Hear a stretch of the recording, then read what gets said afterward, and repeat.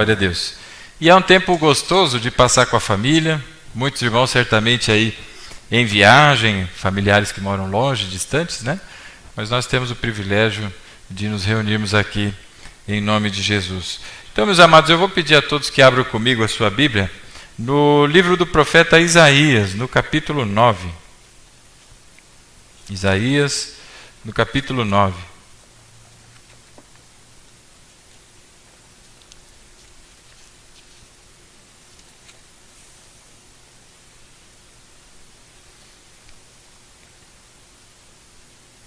Nós vamos ver do verso 1 em diante. Capítulo 9 do profeta Isaías. Quem achou, diga amém. Quem não achou? Espera aí. Achou aí, irmão? Isaías é fácil, né? De achar.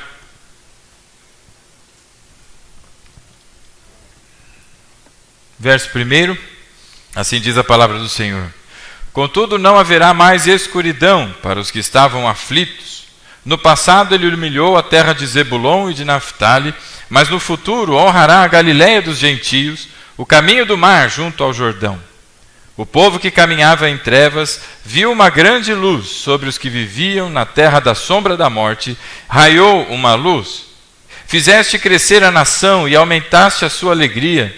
Eles se alegraram diante de ti, como os que se regozijam na colheita, como os que exultam, quando dividem os bens tomados na batalha. Pois tu destruíste o jugo que os oprimia, a canga que estava sobre os seus ombros, e a vara de castigo do seu opressor, como no dia da derrota de Midian. Pois toda a bota de guerreiro usada em combate, e toda a veste revolvida em sangue serão queimados, como lenha no fogo.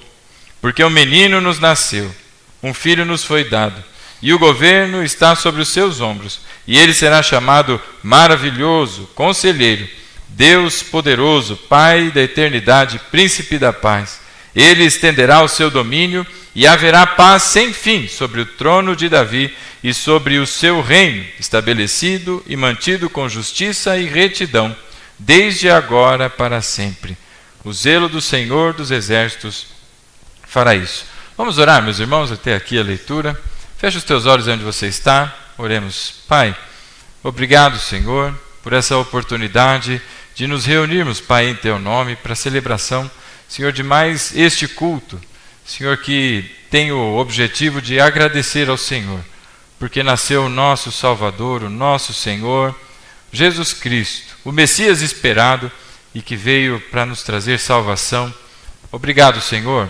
Abençoe todos estes que nos acompanham por transmissão. Abençoe a todos nós que aqui estamos, Pai. Aqueles que estão ainda com suas famílias, Pai, que todos sejam alcançados pelo Teu Espírito nessa noite, para a Tua honra e para a Tua glória. Assim nós oramos, Pai, e Te agradecemos em nome de Jesus. Amém. Amém, meu irmão? Amém. Ô Bruno, se puder baixar só um pouquinho, que eu estou com a impressão que está muito alto meu microfone. Senão eu vou assustar alguém aí. Melhorou, né? Um pouquinho? Glória a Deus.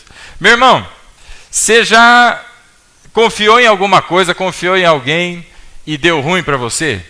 Você já esperou muito alguma coisa, que alguma coisa acontecesse, que alguém reagisse de algum jeito, que alguém fizesse alguma coisa que você esperava, e isso de repente aconteceu por um período de tempo, mas depois não aconteceu mais? Você já teve essa experiência? Eu me lembro de um filme, eu só não consigo me lembrar o nome dele. Mas era uma história de guerra, uma coisa assim meio nada a ver. Eu não sei se tem base, não é? Se é história verídica, eu não me lembro, faz muito tempo. Mas me marcou bastante, porque se tratava da história, não é, dos nazistas, e tinha um grupo de pessoas que foram aprisionados. E na tentativa de escapar dos campos de concentração, duas pessoas, não é? Uma que trabalhava nesse campo de concentração e outra que estava lá presa, eles estavam se dando bem e combinaram. Falaram, olha, eu vou te ajudar a sair. Mas como é que eu vou sair daqui? E a mulher dizia, olha, é muito simples. Eu vou me fingir de morta e vocês vão ter que me jogar em algum lugar. Quando me levarem, não é? Você acompanha o meu caixão e depois que me jogarem em algum lugar, passado um tempo, você vai lá e me tira de lá e eu vou embora. Então aquela mulher confiou que aquele homem iria enterrá-la, mas depois a desenterraria. Você confiaria em alguém para te enterrar e depois te desenterrar? Hã? Tem alguém aí que está meio com a cabeça faltando os parafusos? Nessa situação do filme, a mulher confiou no homem. E aí ela se fingiu de morta, ela tomou alguma coisa que baixou bem o batimento cardíaco, todo mundo acreditou que ela estava morta, e ela foi, né, colocada num caixão. E por conta dessa medicação que ela tomou para parecer que estava morta, ela meio que deu uma apagada. Mas quando ela voltou, né, ela já tinha sido colocada no caixão, já tinha sido levada, e quando ela volta, o filme fica tudo aquele escurão na tela, né, porque ela está num caixão e está enterrada. Só que ela estava no bolso, não sei se era um fósforo, se era um isqueiro, alguma coisa, que ela consegue, né, acender. E aí já me dá uma agonia, porque ela está no espaço bem confinado assim, e ela está assim apertadinha, né, e aqui já está o negócio, e ela está lá e mostra a cara dela com uma cara meio que de felicidade. Uau, o plano deu certo até aqui, né? E ela fica, mas esse cara está demorando para me tirar daqui, fica aqui, dali a pouco ela percebe que tem alguma coisa do lado dela. E quando ela faz assim, com aquele fósforo, eu sei lá o que que é, quando ela faz assim, o filme é bem naquela hora que faz aquele pam, né? E aí você toma aquele susto. Sabe o que tinha ali do lado dela? O cara que ia tirar ela estava morto do lado dela, ou seja, ninguém ia tirar ela dali, ela morreria ali, já estava enterrada, e aí ela dá aquele berro, e aí começa a subir as letrinhas e acaba o filme. Você não vai assistir mais porque eu já contei o fim do filme, mas olha que coisa, confiar em alguém e essa confiança ser furada, ser, não é, frustrada. Eu queria te dizer que de repente Eva confiasse em Adão. Ora, está lá a Eva no paraíso, feliz da vida, não é? Com todas aquelas maravilhas disponíveis entre frutas, entre animais, entre a beleza dos céus, não é? Talvez sem nenhuma nuvem, ou talvez com uma outra nuvenzinha para fazer uma sombrinha, vai saber como é que era o céu, mas aquele lugar lindo e maravilhoso, não é? Sem nenhuma condição ou situação semelhante ao que temos hoje, porque está maculado pelo pecado, mas aquele lugar bonito. E ela está debaixo de uma aliança, não é? Uma aliança que nós chamamos de aliança adâmica. Ela está debaixo da aliança de Adão, de Deus com Adão. E ela está ali feliz da vida, curtindo o paraíso, curtindo o jardim do Éden, curtindo aquele lugar maravilhoso. E aí aparece uma serpentinha meio, né? Que ela não se assusta, porque não é? Devia ser um animal comum ali, por ali. Mas de repente a serpente começa a conversar com ela, você conhece a história, dá aquela ludibriada em Eva, e Eva fala, opa, se eu vou ser como Deus, a Bíblia diz que o fruto lhe saltou os olhos. Mas não foi o fato de comer do fruto, mas daquilo que disse a serpente, a tentação de ser como Deus, não é? Poder ter, não é, essas condições e não morrer, uau! E ela vai e blact, come daquela fruta. Se você se lembra, não é, do texto em Gênesis, lá no capítulo 3, você deve se lembrar que quando ela morde a fruta, nada acontece. Simplesmente nada acontece. Deus disse que havia uma consequência pelo pecado, não disse? Mas ali nada acontece. Ela procura por Adão, encontra Adão e oferece a ele. E a Bíblia diz que ele também come. E quando ele come, alguma coisa acontece. A Bíblia diz que os seus olhos se abrem, eles se percebem nus e começa toda aquela situação, um sentimento novo, um pânico que vem no coração, nunca tinham sentido aquilo antes, medo e todas aquelas reações por consequência, ou seja, estavam mortos, como Deus disse que estariam, né? Mortos dos seus delitos e pecados. Eva confiou em Adão. E pensa você comigo, ter uma confiança em algo ou em alguém e aquilo não corresponder, não é? E ver tudo isso se frustrando. Aí alguém soltou uma bomba aí. Está acompanhando aí, irmão. Aleluia. Solta a bomba aí. E essa confiança toda a ser frustrada, não é? Isso me faz lembrar, meus irmãos, da pessoa de Jesus. Porque a Bíblia chama o Senhor Jesus de o último Adão. Naquilo que Adão não foi capaz de manter na sua aliança, Jesus, que é o último Adão, este é quem celebramos o seu nascimento, ele vem agora para reconstruir, desfazer toda a obra que foi feita pelo diabo e reconstruir a imagem de Deus naqueles que são chamados agora seus filhos. E diferente de Eva, todos aqueles que confiam em Jesus não serão frustrados. Porque ainda que eu erre, porque eu estou debaixo de uma aliança, a nova e eterna aliança, não mais a aliança adâmica, mas a aliança feita pelo último Adão, o Senhor Jesus. Ainda que eu erre como Eva errou, o meu Senhor venceu a morte. E na sua vitória, eu agora sou vitorioso pelo sangue de Jesus. Essa é a nova e eterna aliança, meus irmãos. E vem uma pregação cheia de legalismo para assustar as pessoas, mas se você está em Cristo, ainda que em você se manifestem por vezes o velho homem, a velha natureza, em Cristo, nós temos acesso ao Pai para nos arrependermos e pelo fruto do arrependimento, sermos de novo lavados e remidos pelo sangue do Cordeiro, feitos pelo sangue de Jesus, alvos mais do que a neve.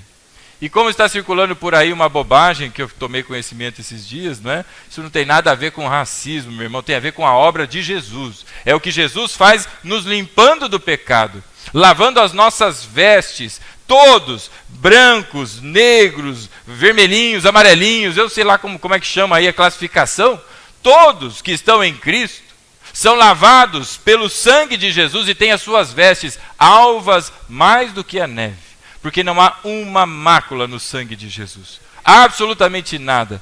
Essa é a nova e eterna aliança. Por isso, diante disso, meus irmãos, nós agora temos a condição, não é, de nos alegrarmos da presença de Deus. Diante de um tempo festivo como esse, em que lembramos do nascimento do Senhor Jesus, de verdadeiramente nos alegrarmos. E não com aquela preocupação, mas será, se estamos em Cristo. É esta aliança que nos sustenta. O sangue de Jesus, não as minhas capacidades ou incapacidades, mas Cristo, que agora fez morada em mim. Diferente de Adão que falhou e fez com que Eva, não é, e toda a descendência agora, não é, de Adão, sofresse pela condenação pelo pecado. E nisso, meus irmãos, eu me recordo, a Bíblia vai seguindo a sua narrativa, vem, não é, a formação dos povos, vem a formação aí dos juízes, dos reis, e o tempo vai passando até que chega o Senhor Jesus. Nasce o nosso Salvador, não é? Que é o texto que lemos aí em Isaías, que é a profecia da sua chegada. E um belo dia, o Senhor Jesus já no seu ministério, já seguindo a obra segundo a vontade do Pai, ele vai e comissiona os seus discípulos, para que sigam e preguem as boas novas do Evangelho. Ora, as boas novas do Evangelho, elas não servem para que eu tome conhecimento, viva, nasça de novo, me alegre e agora permaneça, não é, em silêncio, mas agora a minha boca se abre para o anúncio destas mesmas boas novas que me alcançaram. Então Jesus comissiona os seus discípulos e diz a eles, né? Vão, minha turma, sigam por aí e vão anunciando o Evangelho. E quando eles voltam das suas experiências, alguns voltam felizes, outros pensativos, enfim, mas uns voltam, todos alegres, não é? E dizendo ao Senhor Jesus, uau, mestre, nós demos ordem aos demônios em teu nome, e o Senhor não sabe o que é que aconteceu. Os demônios obedeceram. E eles estavam todos felizes, como quem se sente todo poderoso, não é? Olha, agora eu dei ordem, o demônio saiu. Eu dei ordem, o demônio se ajoelhou. Eu mandei, bota a mão para trás, ele pôs a mão para trás. E tudo no nome de Jesus. E aí Jesus repreende a todos eles. Eu queria que você fosse comigo lá no Evangelho segundo Lucas, não é? No capítulo 10. Lucas, no capítulo 10, é exatamente este texto que nós estamos falando, não é? Para que você, eu acho que você se lembra da resposta de Jesus, mas é mais importante que você leia, não é? Do que tão somente se recorde. Alguém disse alguma vez que Deus estava em silêncio, e um pastor respondeu a ele: como você pode dizer que Deus está em silêncio enquanto a sua Bíblia está fechada? Abra ela, leia, porque Deus está falando, não é? Em Lucas, no capítulo 10, acompanhe comigo o verso 20.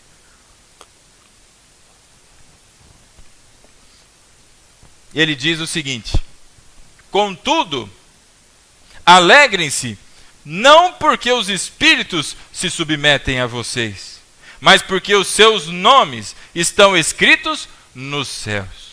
Qual é a razão da nossa alegria, meu irmão? Porque em nome de Jesus os demônios são expulsos. Isso é alegria de ver a obra de Deus crescendo. Mas isso acontece quando eu, na autoridade do nome de Jesus, sigo a obra do Pai. Quando você assim o faz, não há alguém que seja especial, mas todos, imbuídos da autoridade do nome de Cristo, assim, em cumprimento da sua vontade, fazem. O motivo da nossa alegria, meu irmão, não é porque de repente eu fui abençoado, consegui comprar a casa dos sonhos. Não é porque eu consegui, finalmente, depois de tanto chaveco, conquistar aquela mulher que eu tanto desejei a vida toda, aquele amor, aquela paixão desde a infância. Isso tudo são alegrias, mas alegrias passageiras, temporárias. O que de fato é a razão da alegria do cristão? Disse o Senhor Jesus aqui. Ora, não se alegre porque os espíritos obedecem. Não se alegre porque você consegue A, B ou C. Porque tudo isso vem do Pai. Mas a maior alegria de vocês deve ser porque o nome de vocês, não é? Os seus nomes estão escritos nos céus. Qual que é a verdadeira razão da alegria do cristão, meu irmão? É sair por aí e celebrar com a família. Isso é muito bom. É sair por aí e fazer uma série de coisas com toda a sorte de bens e dinheiro e tudo que nós fomos capazes, pela graça de Deus, de alcançar. Isso tudo também é bom. A Bíblia diz que não é, o trabalhador é digno do seu salário, ou seja, tem que usufruir, porque foi dado por Deus. Não tem problema nenhum em nada disso. Agora, o que é de fato a alegria do cristão? E que muitos estão esquecendo dessas coisas. É que o seu nome, pela graça de Deus, está escrito nos céus. E isso significa que quando chegar o dia, o glorioso dia, independente se você é milenista, amilenista, se você é tribulacionista, pré-tribulacionista, vai chegar o dia em que o Senhor Jesus encerrará tudo isso. E que dos altos céus se ouvirá a sua trombeta, e os mortos em Cristo ressuscitarão, e os que estiverem vivos subirão aos céus com ele. Que dia glorioso será esse? E quando chegar esse dia, eu e você, todos aqueles que estão em Cristo, nos reuniremos com Ele nos céus, para a eternidade. Que comparativo se tem com qualquer coisa que esse mundo tem para oferecer? Os discípulos olhavam para Jesus e, uau, quem é esse que é capaz de silenciar o mar, a chuva, o vento? Quem é esse que até a natureza obedece? A gente se impressiona com tanta coisa. E o Senhor Jesus diz que dá uma olhadinha diferente. Porque existe algo que ninguém, absolutamente ninguém, seria capaz de fazer por você. Mas Deus, o Pai, enviou o seu Filho para que por mim e por você realizasse. E isto sim é motivo de alegria para todos nós. O Natal, meu irmão, além do nascimento, obviamente, do Senhor Jesus, o nascimento do nosso Salvador, é um registro bíblico de que não há nada que qualquer ser humano seria capaz de fazer para alcançar aquilo que somente pela dádiva de Deus se pode ser feito, a salvação. Então bendito seja o Senhor, porque nasceu o nosso Salvador. Glória a Deus pelos muitos testemunhos de vitória. Glória a Deus pelos muitos testemunhos de cura. Glória a Deus pelo testemunho de arrependimento, porque tudo isso culmina para uma coisa, para um único fim: a salvação das nossas almas, como vai dizer o apóstolo Pedro. E o contrabaixo fala também. Aleluia! Oh, glória! E diante dessas coisas, meu irmão, nós podemos confiar em Cristo, porque este sim, diferente de Adão, diferente daquele que confia naquilo que diz o pastor, naquilo que está dizendo o bispo, o apóstolo, ou seja lá quem for, não é? Quem confia em Cristo, meu irmão, jamais há de ser esquecido, porque os planos do Senhor não são frustrados. E eis aqui, voltando agora lá para o texto em Isaías, no capítulo 9, não é? Que nós começamos a leitura, um momento em que o povo está cativo, um momento em que muitas das coisas que se esperava pelo fato de Israel ser o povo de Deus, as pessoas olham para isso e falam: vixe, eu acho que deu meio ruim. Alguns vão dizer: não, era melhor estar lá no Egito. Você vai se lembrar daquele povo reclamudo, né? Que falava: não, melhor era no Egito, porque a gente tinha uma comida mais gostosa. E não olham para o maná que vem do céu, a provisão de Deus, e olham para este mundo. Como foi dito aqui, Jesus nasceu numa manjedoura. Ele não nasceu nos palácios reais. Ele não nasceu na cúpula do G20, do G12, do G5, do G qualquer coisa. Mas ele assumiu a forma de humilhação. Ao olhar para a manjedoura está vazia. Ao olhar para a cruz está vazia. Ao olhar para o sepulcro está vazio, porque ele vive. Ele nasceu nesta forma de humilhação, sendo a sua humilhação ser semelhante a mim e a você. Mas ele não se preocupou com toda a vergonha que isso pudesse trazer, diante da alegria que lhe foi proposta de ser o Messias, de ser o último Adão. Vai dizer o apóstolo Paulo em 1 aos Coríntios, no capítulo 15, a partir do verso 45, não é? Que este primeiro Adão foi feito alma vivente. Era um conjuntinho de barro, estava ali, Deus moldou. Põe aqui para mim, Bruno, 1 Coríntios capítulo 15, no verso 45. Deus foi lá e moldou, não é? Um boneco de barro. Quase que eu falei de neve. É Natal, né? Está neve em algum lugar. Mas está lá, moldou aquele boneco de barro. E a Bíblia diz que Deus lhe sopra nas narinas. E ele se torna agora alma vivente. Ele foi animado pelo Espírito de Deus, pelo sopro do Espírito de Deus. A palavra espírito, a palavra nefesh no aramaico, pneuma no grego, é sopro, é vento.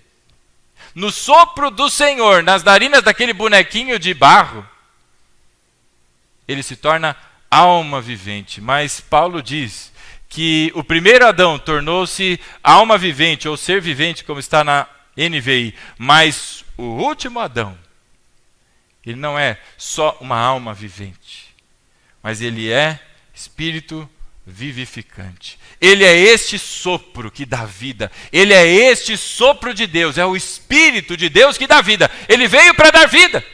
E do mesmo jeito que Adão era um boneco de barro morto, inanimado, que não tinha reação, assim são todos aqueles que não estão em Cristo. Se você ler lá em Efésios, capítulo 2, vai dizer que estávamos mortos nas nossas transgressões e pecados.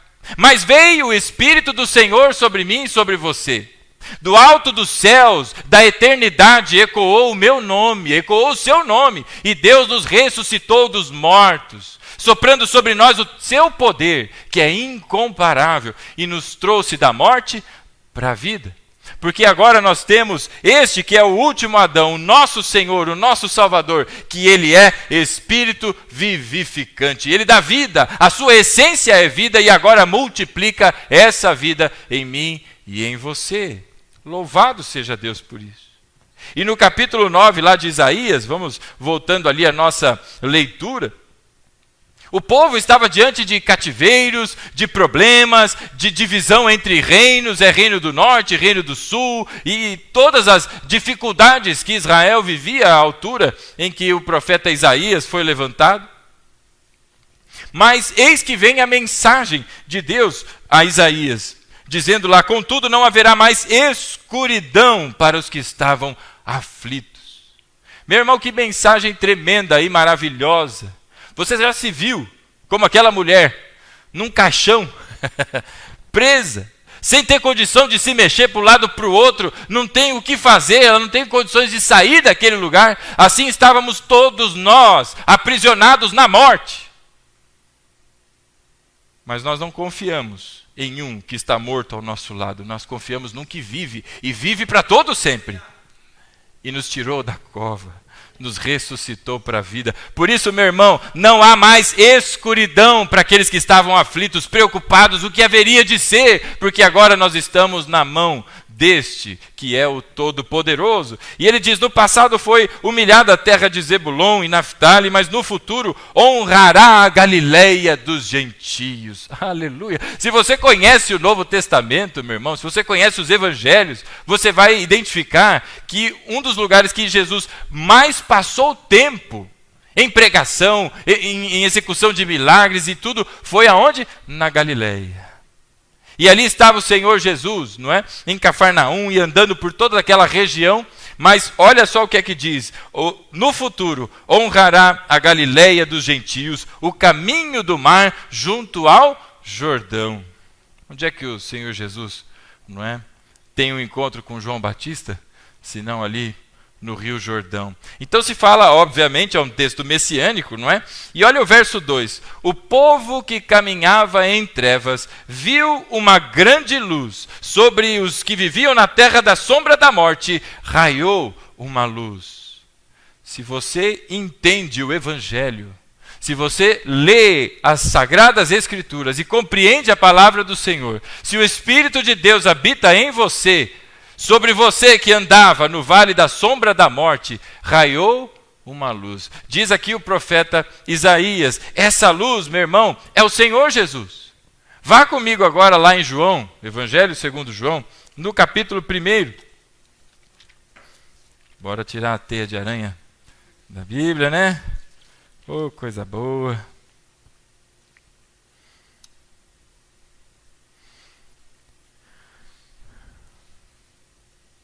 Olha só o que é que diz ali o apóstolo João. Vamos ler ali a partir do verso 6. Olha só o que é que diz o Evangelho. Surgiu um homem enviado por Deus chamado João, e ele veio como testemunha para testificar acerca da luz. Que luz é essa, senão a mesma que falava ali o profeta Isaías? A fim de que por meio dela todos os homens crescem. Ele próprio não era a luz, mas veio como testemunha da luz. E estava chegando ao mundo a verdadeira luz, que ilumina todos os homens. Aquele que é a palavra estava no mundo, e o mundo foi feito por intermédio dele, mas o mundo não o reconheceu. Veio para os que eram seus, mas os seus não o receberam.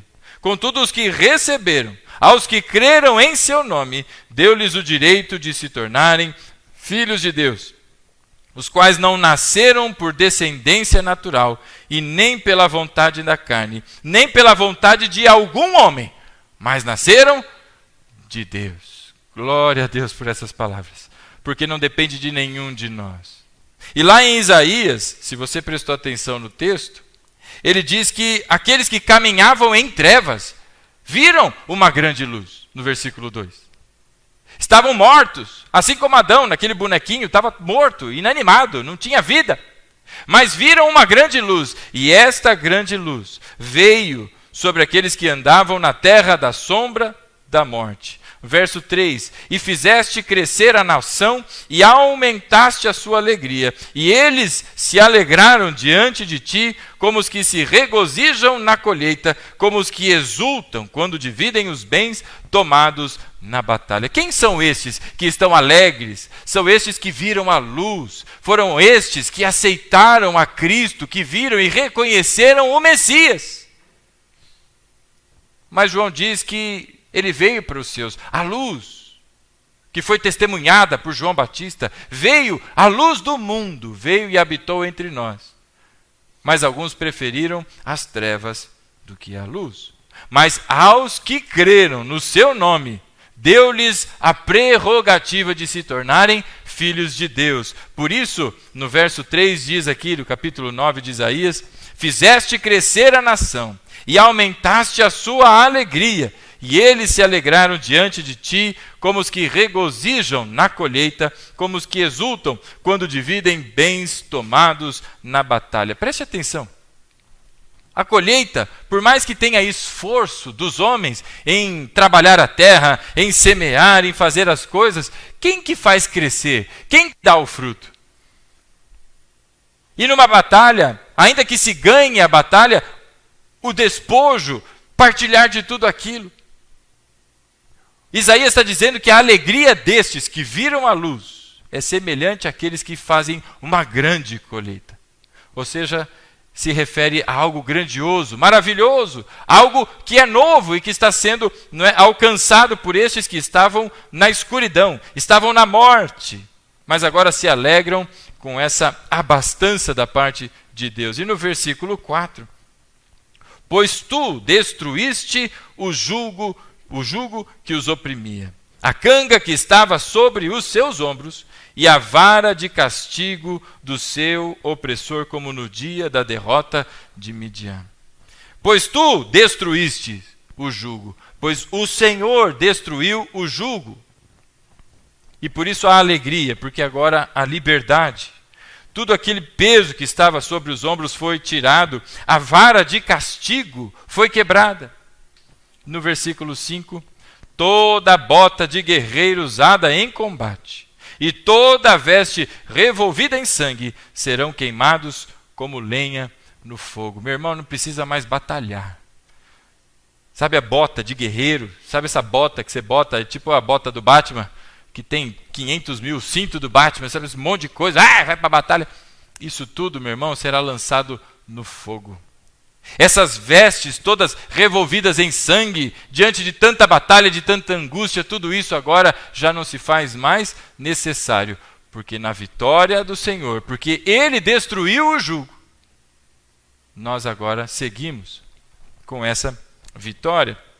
E no verso 6, o texto que a gente já conhece, porque um menino nos nasceu, um filho nos foi dado, e o governo está sobre os seus ombros. Vamos entender um pouquinho esse versículo, não é? Porque um menino nos nasceu. Sabe, meu irmão, eu não sei se você vai se lembrar da época da influenza, quando começou a influenza. Se eu não erro, nos Estados Unidos era o Barack Obama ainda, o presidente. Eu acho. Se a minha memória não falha. E eu me lembro de que quando veio a notícia da influenza, aquilo apavorou o mundo inteiro. Diferente do corona, né? Eu acho. Pelo menos foi a minha sensação. Estou falando da minha leitura do troço, né? E aquilo apavorou o mundo inteiro, mas ninguém ficou em casa, ninguém nada, mas veio a notícia, meu Deus, porque essa influenza é perigosa. Quantas pessoas estão morrendo? Eu lembro que alguém chegou no aeroporto e foi constatado que tinha influenza, ficou ali mesmo, não deixaram sair, isolaram a pessoa ali, aquela cena de filme de terror, aquela coisa horrorosa, mas pouquíssimos dias depois, em que deu aquele alarde que assustou toda a população, veio uma notícia: já tem vacina. E acho que um dos primeiros a tomar foi o presidente lá dos Estados Unidos, né? Por isso que eu lembro do Barack Obama, porque eu lembro da carinha dele lá, fazendo assim, pim. E ele deu uma choradinha, ai, doeu. Mas quando vem essa preocupação, a gente fica agitado e de repente vem uma notícia boa, não é? Isso tranquiliza, não tranquiliza? Tem solução. Imagina você que olha para trás no seu povo, olha para trás na sua história e vê centenas de desvios e erros das pessoas. Vê os povos sendo divididos, agora reino do norte, agora reino do sul. Briga, gente que não está mais agora adorando ao Senhor, mas introduziram nas suas casas, introduziram no meio do povo idolatria. Gente que preferiu seguir o mundo, como é tão diferente dos nossos dias hoje, não é? Gente que preferiu seguir o mundo, em vez de se atentarem à palavra de Deus. Imagina diante dessa angústia, se você quiser ver, é só ler o texto de Abacuque, por exemplo. Ele começa perguntando, até quando, Senhor? Até quando esse povo que vem e nos oprime? Até quando o Senhor não está vendo a situação do povo? E diante dessa angústia toda, a palavra de Deus vem dizendo, verso 6, porque um menino nos nasceu. Meus irmãos, a gente com os nossos olhos somos capazes, não é? Nós temos essa capacidade de olhar as circunstâncias, de olhar as coisas e desesperar. Mas o Senhor do alto dos céus, no seu trono majestoso, não perdeu o controle em nenhum instante. E num momento tão importante da história, vem a palavra de Deus para lembrar, mas há o Messias. Desde o momento em que Eva, confiando em Adão ali, aquela aliança foi quebrada, ali mesmo Deus já anunciou que haveria outro. O descendente da mulher que pisaria a serpente, que Deus ali agora já trouxe para todos o caminho da restauração. Então quando Isaías diz aqui, porque o menino nos nasceu, é como essa notícia de que agora existe uma vacina. Existe um caminho para que a gente se livre, seja liberto de toda essa situação terrível que aflige o mundo inteiro. Um filho nos foi dado, é uma oferta. É uma oferta de um menino, é uma oferta. Todas as pessoas do povo ali, ao ouvir Isaías dizendo essas coisas, sem dúvida alguma, se lembraram de Abraão. Sem dúvida alguma se lembraram de Isaac, do episódio da oferta que Deus havia pedido e que quando do momento de ser imolado, Deus disse, pode parar Abraão, dá uma olhadinha para o lado, eis aí o cordeiro, porque eu sou o provedor do cordeiro. Eis aí o meu filho. E aí vem aqui a palavra dizendo, um filho nos foi dado e o governo está sobre os seus ombros. O governo não estará, o governo está sobre os seus ombros. E essa é uma afirmação, meu irmão, de que a autoridade absoluta está sobre os ombros deste menino que há de nascer. Não há nada que seja maior, superior, mas sobre ele, sobre os seus ombros. E se você observar como era a vestimenta dos judeus, por isso talvez a expressão de Isaías aqui, não é? Haviam aquelas estolas, se eu não erro o nome daquele negócio que bota nos ombros, e tem cores, não é? Para diferenciar o sacerdote do sumo sacerdote. A Igreja Católica utiliza isso até hoje. Aquelas coisas que envolvem, tem alguns evangélicos querendo dar uma imitada por aí e bota aquele treco por cima lá também, né? Essa é uma referência bíblica de que a autoridade no universo está sobre os ombros desse menino, dessa criança que vai ser nascida ainda, não é? 700 anos antes, aqui está Isaías falando sobre ele, não é? E ele será chamado. E chegou o ponto que eu finalmente queria tratar com todos nessa noite. Ele será chamado, eis aí os nomes. Já havia sido dito no capítulo 7, no verso 14, que um dos seus nomes é Emanuel, Deus conosco. É Deus se manifestando no nosso meio. É Deus andando entre os homens.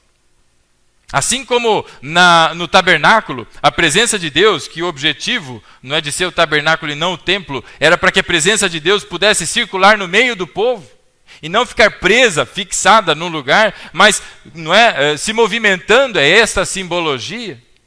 Agora vem o Emanuel, o Deus que habita entre nós. E além de dar o nome de Emanuel a este, lá no versículo 14 do capítulo 7, o Isaías vai dizer que a virgem conceberá e dá à luz uma criança, não é? E o seu nome será Emanuel. Ele se chamará Emanuel. E agora aqui no versículo 6, vem a afirmação de que Deus enviará este filho como oferta a todos nós, e o governo do universo está sobre os seus ombros, e o nome dele, ele será chamado, é como ele vai ser percebido, é como ele vai ser conhecido. A primeira delas, maravilhoso. Na NVI está maravilhoso conselheiro, como se fosse uma coisa só. Não importa se você lê maravilhoso conselheiro, ou se você lê maravilhoso e conselheiro, porque Jesus é tudo isso. É tudo isso. Maravilhoso. O primeiro nome que vem, não é, sobre o Senhor Jesus é que ele é maravilhoso. Meu irmão, o Senhor Jesus vai dizer Hebreus, no capítulo 1, que é a expressão exata do ser de Deus. Se você quer ver Deus, olhe para o Senhor Jesus. Quer conhecer ao Senhor, olhe para Jesus. Veja como ele reage, ouça as suas palavras, veja pelas ilustrações que a Bíblia traz aqui, e você verá a Deus, porque ele é maravilhoso. Sabe o que é o sentido do maravilhoso? Meu irmão, a obra da criação, poxa vida, é tremendo, não é? Você já tentou fazer alguma coisa? Uma vez eu tentei fazer uns negócios lá de madeira, me arrisquei a fazer uma cama para minha filha. Meu irmão, a cama até que durou um tempinho, mas que ficou tudo meio torto, meio fora de esquadro, né? Esse negócio de você fazer com a mão é meio difícil. É uma cama, meu, pequenininha. Eu vi uns vídeos por aí de algumas pessoas que se arriscaram a ser pedreiro, e a parede vai assim, né? Meu Deus, que coisa terrível. Gente que vai ver, fizeram uma escada e tem um banheiro do lado, você não consegue abrir a porta, não fecha a porta. Os erros, né, de construção. Você já tentou criar alguma coisa, fazer alguma coisa? Né? Com o tempo, talvez você se torne habilidoso em alguma coisa. Mas Deus criou todas as coisas. Isso é tremendo, né, irmão? Fala sério. Esses dias eu estava vendo uns videozinhos sobre o universo, gente que, né, fala sobre as descobertas e tal. E existe uma relação, não é? E uma luz que eles não sabem identificar ainda, mas que cobre exatamente acho que é a circunferência ali do sistema solar, não é? Da nossa galáxia. E aí as pessoas estavam falando sobre aquilo e falando sobre o momento e o lugar exatamente onde estão posicionados todas as coisas. Que nem fica muito frio, nem fica muito quente, uma coisa não colide com a outra e assim vai. Essa organização toda, isso é maravilhoso, isso é tremendo. Se você vê a partir da criação que Deus fez, a obra, as coisas acontecendo, os milagres, um cego voltando a enxergar, coisa que a ciência até hoje não consegue fazer. Uma pessoa que não tinha mais os movimentos de pernas e Deus devolve o movimento. Isso é tremendo, meu irmão. Você olhar para isso, não chega a arrepiar quando você escuta os testemunhos do poder de Deus agindo? Isso tudo é tremendo. Mas nada se compara ao nascimento de Jesus, ao envio do Filho. Por isso, maravilhoso. Porque acima de todas as coisas que Deus fez, Deus entregou o seu Filho. Colossenses no capítulo 2, o verso 3, vamos ler lá comigo, por favor. Colossenses no capítulo 2, versículo 3. Olha só o que é que diz a palavra do Senhor.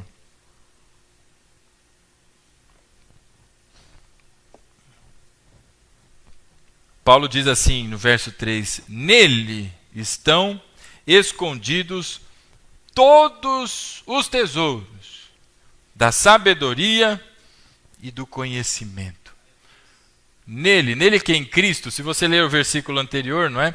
Verso 2: esforço-me para que eles sejam fortalecidos em seu coração, estejam unidos em amor e alcancem toda a riqueza do pleno entendimento, a fim de conhecerem plenamente o mistério de Deus, a saber, Cristo. Verso 3, nele estão escondidos. Nele quem? Em Cristo. Por isso Cristo é maravilhoso. Porque ele estava lá, ele participou da criação, ele é acima de tudo isso. Tudo o que Deus faz é tremendo, todos os milagres são algo, não é inenarrável, mas a vinda de Jesus surpreende a tudo isso. É um mistério que a gente não consegue decifrar. Como Deus, na sua grandeza, na deidade, na sua divindade, se manifesta como um homem, sendo essa a humilhação. Assume essa forma de humilhação. Isso é maravilhoso, meu irmão. Isso é maravilhoso. E como diz o apóstolo Paulo, neles estão escondidos todos os tesouros da sabedoria e do conhecimento. E por isso, na sequência, o profeta Isaías diz aqui, não é? E ele será chamado maravilhoso conselheiro. Porque nele, em Cristo, se encontra toda a sabedoria. Fala-se muito sobre Salomão, sobre a sabedoria de Salomão, não é? Einstein. Já ouviu falar de Einstein? Não é? E tantos nomes tem. Rodrigo Aguiar também fala muito. Tantos nomes que tem por aí, não é? Nenhum deles se compara ao Senhor Jesus, porque Ele é maravilhoso e é o conselheiro. Ele sabe de todas as coisas. Ele detém todo o conhecimento. Por isso a gente deve se refugiar nele, meus irmãos. E aqui Isaías continua, não é? Depois de dizer que ele é maravilhoso, coisa que a humanidade não tinha visto, algo semelhante, que Paulo, na sua epístola aos Efésios, vai chamar aquilo de mistério de Deus escondido. O Messias era conhecido, mas a obra, o Deus encarnado, sendo ele agora que juntaria gentios e o povo de Israel, ninguém conhecia isso. E nele, que é maravilhoso e que detém todo o conhecimento, por isso conselheiro, o profeta diz que ele é o Deus poderoso, ou Deus forte. El Shaddai. O grande El Shaddai. Meu irmão, eu me lembro de uma vez que eu tinha um vizinho, lá acho que era quando morava em Belo Horizonte, não sei. Eu tenho flashes bem assim, da minha infância. E eu me lembro que tinha um que me atormentava lá. Um menino que acho que minha mãe deu uma orientação para mim. Não foi esse, não? Que eu dei uma baldada cheia de areia na cabeça do menino? Não foi? Meu irmão, eu me lembro daquele menino me atormentando. E vinha aquela coisa, né? E eu precisava de socorro, né? E eu fui para meu socorro, a minha mãe. Ai, ai, ai. Quando nós estamos aflitos, meu irmão, em perigo, nós temos alguém que nós podemos pedir socorro, que é o Deus forte. A Bíblia diz que ele tem autoridade acima dos céus, abaixo da terra, na terra, acima dos seres celestiais, acima de toda a criação. Ele é o Deus forte. Meus irmãos, Eva confiou em algumas coisas, muitas pessoas confiaram em muita coisa, mas aqueles que confiam em Jesus, confiam neste que é maravilhoso, detém todo o conhecimento e tem também toda a força. Ele é o grande El Shaddai.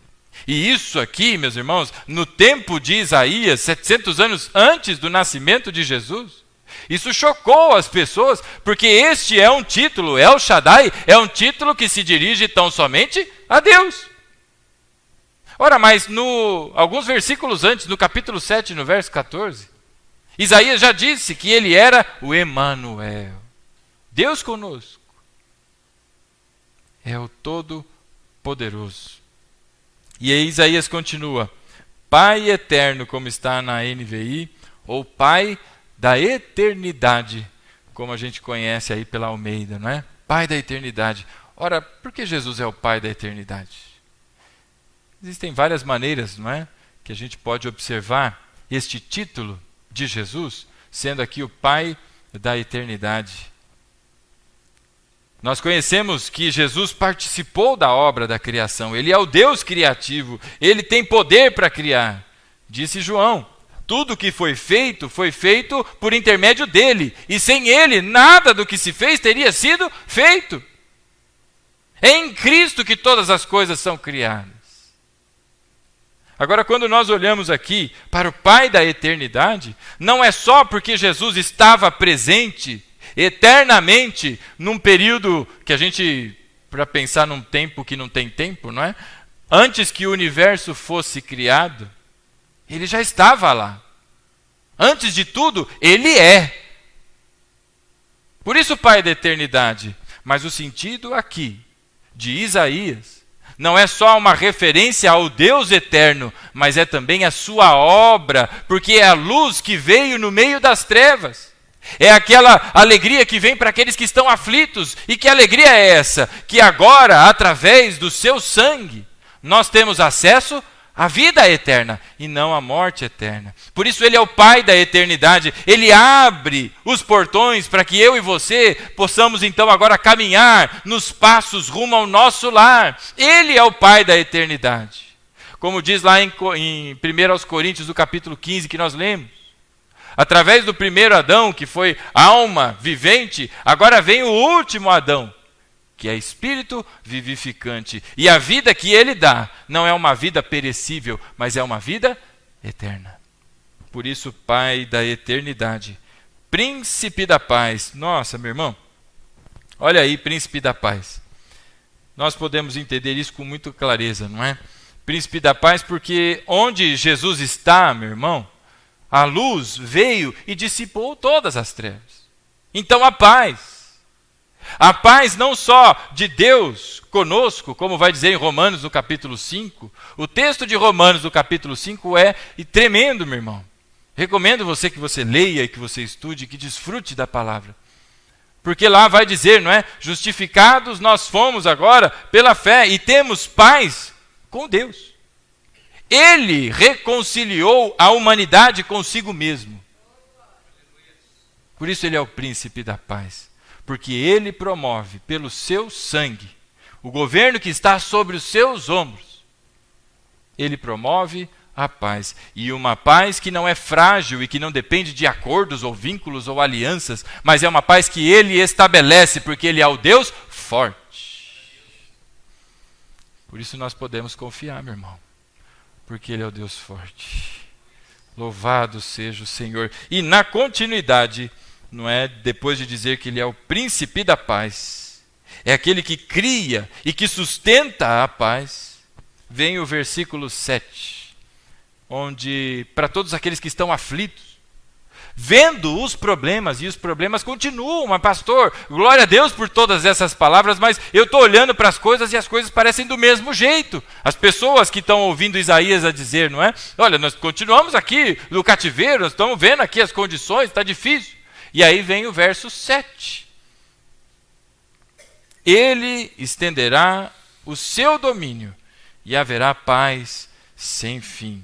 Glória a Deus. Sobre o trono de Davi e sobre o seu reino, estabelecido e mantido com justiça e retidão, desde agora e para sempre. Palavras que confortam o coração, não é? Um domínio que é estendido do Senhor Jesus, ou seja, não é só no alto dos céus, não é só sobre os seres celestiais, mas é sobre todas as coisas. E agora há paz, e paz que não tem fim. Glória a Deus, isso conforta o coração. O ponto central no versículo 7 não são essas afirmações, porque isso tudo é consequência do maravilhoso, do conselheiro, do Deus forte, do Pai da eternidade e do príncipe da paz. Títulos que alguns deles eram compartilhados com o faraó. O faraó se dizia ser tudo isso, e não era nada. Não houve paz sem fim. Egito, vai ver como é que está o Egito hoje. Não é uma pobreza, uma dificuldade, todas essas coisas. Onde está então o ponto central e que nós podemos confiar nessas palavras? Final do verso 7. O zelo do Senhor dos Exércitos fará isso. O zelo do Senhor dos Exércitos fará isso. Todas as vezes, meu irmão, que a Bíblia apresenta o Jeová Sabaote, que a Bíblia apresenta o Senhor dos Exércitos, é porque ela está evocando o poder e a autoridade suprema do Senhor. E aquele que tem o domínio sobre todas as coisas, o poder sobre todas as coisas, de criar, de trazer existência, de fazer deixar de existir, este que tem zelo com a sua palavra, este mesmo é que fará com que tudo isso se cumpra. E lá em Efésios nós vemos a palavra dizendo que Deus, segundo o seu plano, faz com que todas as coisas, Ele mesmo faz com que todas essas coisas aconteçam. Em outras palavras, meu irmão, agindo Deus, quem impedirá? Quem é capaz de impedir o agir do Senhor, sendo que agora Ele manifestou o ápice de todas as coisas que nós conhecemos, que é o envio do Seu Filho?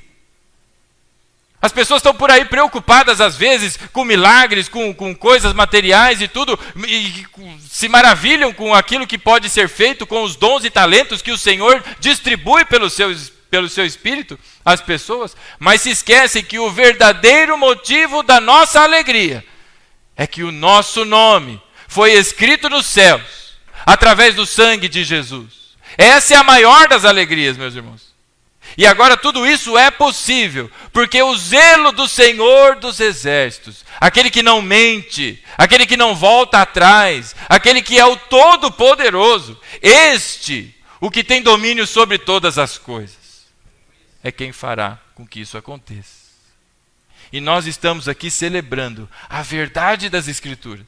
Nós estamos hoje celebrando que veio o Senhor Jesus, nasceu, este menino nasceu. E o seu zelo, a sua capacidade, o Espírito do Senhor que era sobre ele, fez com que desde menininho fosse percebido que nele havia, não é, o Senhor e o poder do Senhor trabalhando na vida dele. E ele vai, nasce, desenvolve a sua obra. Nós vemos ali no nascimento de Jesus os anjos anunciando aqueles pastores, como foi lido aqui no início, não é, do culto, anunciando aqueles pastores, não é, que viria, nasceu o Senhor, nasceu ali na descendência de Davi, nasceu o Salvador, e ele desenvolve todo o seu ministério, morre na cruz, ressuscita ao terceiro dia, porque a obra foi consumada. Na cruz ele paga pelos nossos pecados, e na ressurreição ele nos justifica para uma nova vida em Cristo. E agora todos aqueles que creem no seu nome, foi-lhes dado a prerrogativa de serem feitos filhos de Deus. O nosso nome foi escrito nos céus. E não há diabo, não há demônio, não há inferno, não há poder ou autoridade nesse mundo que tenha borracha necessária para apagar o nome que foi escrito pelo Senhor. A palavra diz em Romanos, quem vai dizer qualquer coisa? Porque quem nos justifica é o Senhor. Por isso, meu irmão, o Natal é tão precioso e maravilhoso. Não pelos presentes, você já sabe, não pelo momento de festividade, mas porque veio o Senhor Jesus. Cumpriu-se todas as palavras do Senhor acerca da vinda do Messias. E agora por ele, por intermédio dele, nós fomos vivificados.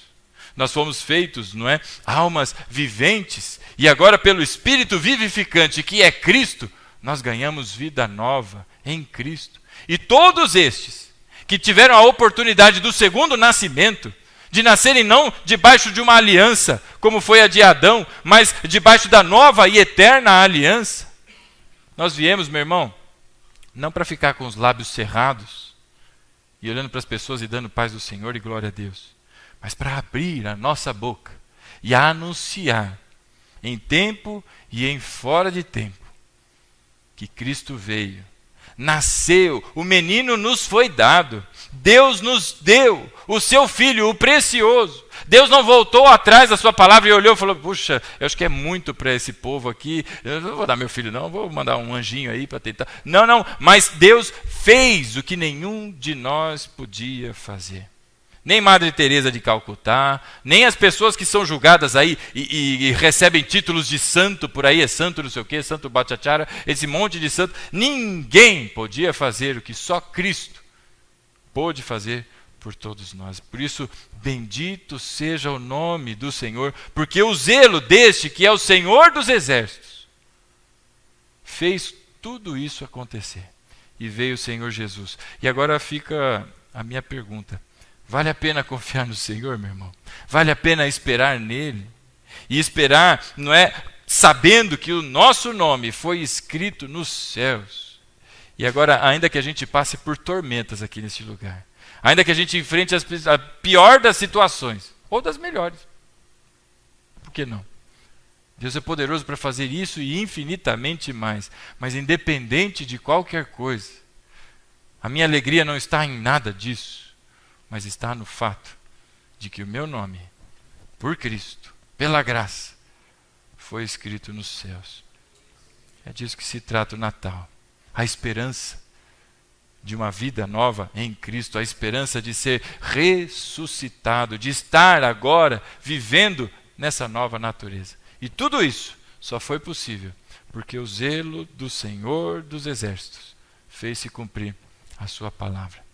Diante dessas verdades, meu irmão, eu queria te convidar a se colocar de pé para nós